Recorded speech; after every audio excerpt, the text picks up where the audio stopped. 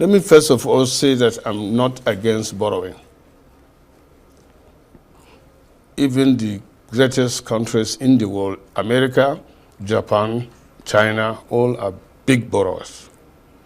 But they borrow for physical, tangible, and accountable projects that you spread and pay over time. What my worry is not even in the borrowing, it's what you borrow for. Let me give you quickly a rundown of what I checked. You see, in June 2023, $500 million was borrowed for women program to scale up what they call NPWPSC. Can you see that? Can Nigerians see it? Where are the women?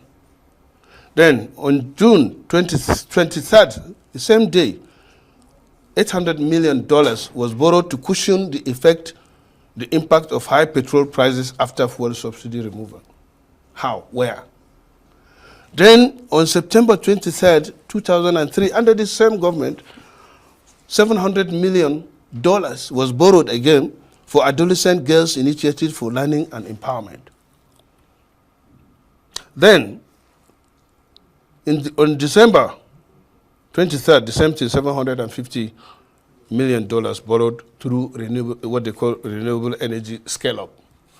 Then June 2024, $1.5 billion was borrowed to support Nigeria's reform for economic stabilization to enable transformation.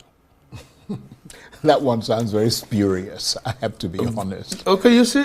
Then in June 24th, $750 million again was borrowed for immediate financial and technical support for efforts to stabilize economy and to scale up support to the poor and most economically at risk. Then on September... Well, they would argue, that particular one, that they've been making payments to a lot of poor people. Where are the poor people? Some of their cash transfers and things like that. Look, whenever you're doing something, if it is true, somebody will come out to say thank you. But are these loans, are they approved by the National Assembly? I mean, do they pass through your Senate for approval? No, what passes through the Senate so far as this is these are itemized. Right, the bulk of it passes No, the bulk, through. you don't pass the bulk, you pass the itemized. If, for example, right. before... So were all these itemized things approved? Not to my so you're saying they're extra? Not to my knowledge, not to my knowledge. Because I know that... Because such amount, the medium-term expenditure framework. Right.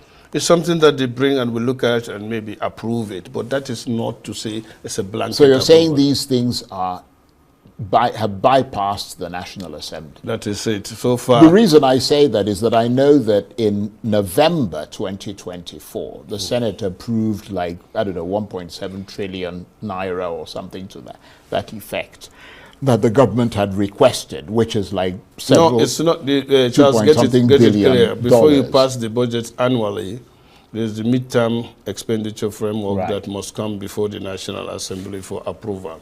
These are the things that the government is anticipating to spend, but that is not to say that even if it is approved, it's a blanket approval. No. Right.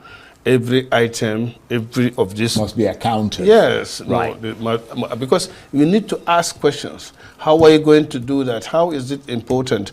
And when is the money? What are the terms? All these things are supposed to be discussed first before you engage in it.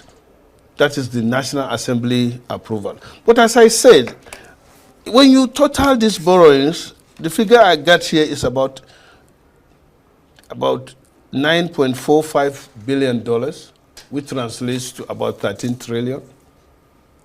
And as I said, I mentioned most of them. These are items that are either intangible, those items are not, it has nothing to do with infrastructure. I would have supported, for example, that the country is borrowing even more than that to build our infrastructures, to build railway, to build our But you're roads. saying that these things that you're mentioning, yes, they're not tangible things. They are not that tangible you can hold things.